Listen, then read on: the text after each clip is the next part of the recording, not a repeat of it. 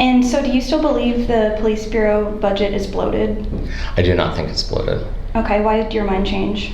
Because I have more information now, and I've been able to. What is that information? Pardon me? What's the new information? The new information is just looking at the severity of crime in our city, comparing us to other cities of our same size, and having more faith in the direction of the reforms that we've been able to put through in the in the bargaining that just took place. We have to build some morale, and we have to all see that we're all on the same team, whether it's fire, whether it's Portland Street Response, whether it's police. That's our first responder system. I want them to really learn how to work together as a united, integrated team, and not pit one another against not have them be pitted against each other, which I felt the rollout from Portland Street Response was too much of a retaliation with police, where it needed to be an integration with first responders in general. You would understand our skepticism about the idea that the police have reformed themselves in 2 years.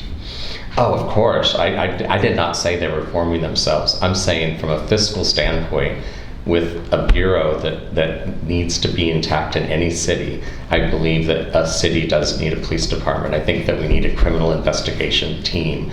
I believe we need to have that in place. I believe we need a first responder for intense crimes. Like if I am on the freeway because I got in an accident, I want somebody to get me to the hospital for surgery right away.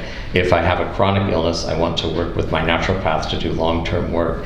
There is a critical need for police to respond quickly, and a week doesn't go by in my own block where there isn't where neighbors aren't wondering where the police are because we're having so many incidents throughout Portland. Respectfully, Commissioner, you've seemed to, I don't know if I'd say you've done a 180, but you've changed your opinion a lot on policing issues in the short period between running your campaign and then getting elected. So, I mean, how can Portlanders, how can voters expect that you are going to uphold the promises you're making now and not do the same thing if you're reelected? I think if you look at my response that I put in your own publication when I was running, I showed my measured approach to police and to community safety in general. And so I'm proud of that.